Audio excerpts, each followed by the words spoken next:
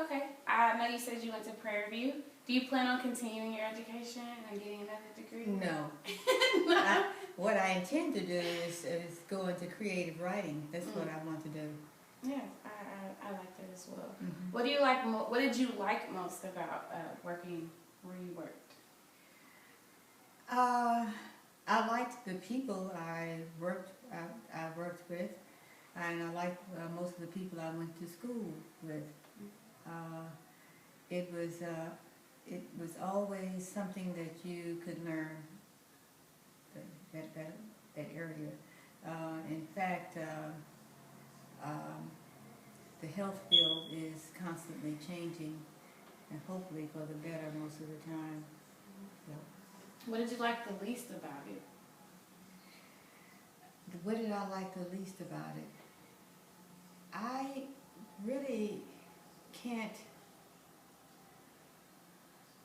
say that I didn't like anything about it. I liked just about everything about it. Well, I hope one day when I get older, I can find a job I like all the way like you. And what situations are communication pitfalls or challenges most likely to occur? The type of patients that we usually encounter, patients who have not been able to go to a doctor, and so they consider the emergency room their doctor. Mm-hmm. Okay, so they usually go there to the emergency room, and from there they are sent usually to a clinic or someplace. But the main thing is that they don't have any insurance. Okay, and a lot of them do not even have Medicare or Medicaid, and I understand that it's going to get worse because of sequester. What are your communication strengths? Like, what are you good at communicating, or how? I think I just have average communication skills, except when in case of emergency with a patient, when you don't have time to do that much with them, you have to somehow in your encounter with the patient, get them calm, reassure them, let them know that everything is going to be okay, that what you're going to do for them, and say it slowly so that they'll have to calm down themselves. Okay, and that's, to me, that's the most important thing. When you meet a person at the front door, at the emergency room for us, but at your house is your front door. And what you encounter at your front door, you know, is the makings of what's going to happen when that person comes into your house. And in the emergency room, it's the hospital. Yeah. Okay, and you have to let them know that yes, yes, you're bleeding, but we're going to help you right away. Okay, and because sometimes there are instances where, as you're encounter patients at a hospital that really is just a specialty hospital, such as psychiatry. And I encountered once a patient who had an esophageal bleed. That means that he was an alcoholic and he just bled and everything, and so we had to give him ice to stop the bleeding right away, take care of him, his vital signs and everything, get the emergency, get an ambulance there to get him stabilized. And in those instances also, you can have patients who are going into cardiac arrest or other things, all facility hospitals. So you have to use your knowledge and your common sense about what's going on. Wow, there's a lot going on. I would freak out at that moment. Somebody, you know, and I can imagine a lot of people coming in and they're not understanding that it's a weight, or they're not understanding, you know, that it's an order to things. They just want to be seen automatically. Yes, that is correct. Yes. What are the challenges of effectively communicating with patients or other healthcare professionals from different cultural backgrounds? I think the world of healthcare is constantly changing, and you have to roll with it. Okay, I tell you what I did in high school. I took the one course that we really didn't have much of a need for, and that was Latin. Yeah. Instead of Spanish, I took Latin.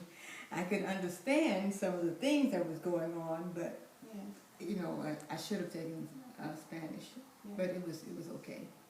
How do you handle the language barrier? How do I try to get a family member to assist with us, and also get them to assure them that they're going to be okay. The doctor's going to take care of them, the nurse is going to take care of them, and they're going to be okay. And if they don't speak any English at all, I usually tell the family or whoever's there with them to tell them that somebody's going to be coming by to look at them every 10 or 15 minutes, so that they can be reassured that they're okay.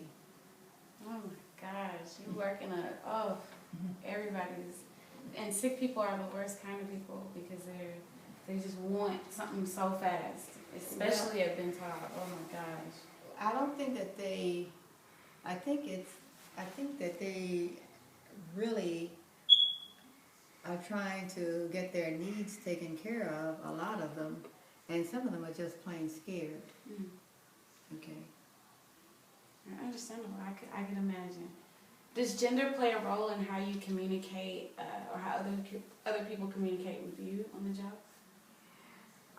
Yes, they do. And what has happened recently is there have been more and more male RNs and more male techs to assist you in the care of a patient, because in psychiatry we don't usually have patients who have cardiac problems or something like that, med-surg issues, so therefore you have to have someone of your opposite gender to come in and assist you with that person, because you might bring a patient into the hospital, the patient's okay, and all of a sudden the patient hasn't told you the patient's going into cardiac arrest. Something else is happening with the person, and you have to be reassured and everything, and everything is in a hurry. Everything is in a hurry. You push the button for everybody to appear, and they do appear so that they can get immediate help. So, what role does nonverbal communication play in your work environment? Nonverbal, it's a whole lot, because if you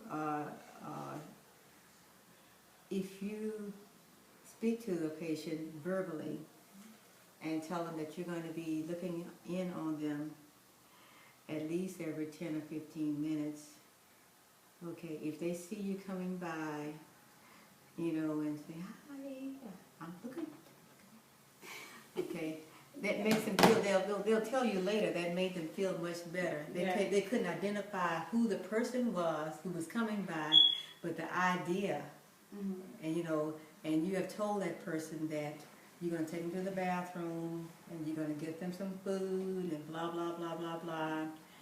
No, the family can't come in, but they'll be able to visit you at et cetera, hour, et cetera, et cetera. And if you speak slow and low, they have to stop cutting up to hear you. Mm-hmm. Okay. How did you learn how to interpret nonverbal communication? Like, how did you figure out how to, I don't know, decide what it was? Or how to... Well, everyone have a few nuances when they come upon someone else. Okay, like Cameron right now, his eyes have rolled back into his head. Okay, so you can tell that something is going on with his, okay, with him. Yeah. Okay, so that's how you know. Do you have any final thoughts or advice to give me? Whatever field you're going into, it's a new day for you, and it's full of adventure. Okay, and just like in my field, in your field, you have the chance to be, on TV. You have a chance to work in the White House. Okay, you have all of these chances. Okay, it's just a wonderful day for you. Okay, if you watch TV occasionally when you're looking at the weather or some of the other stuff, you see that I can do that too. All right. Thank you, Ms. Gray. And that's been it. Okay.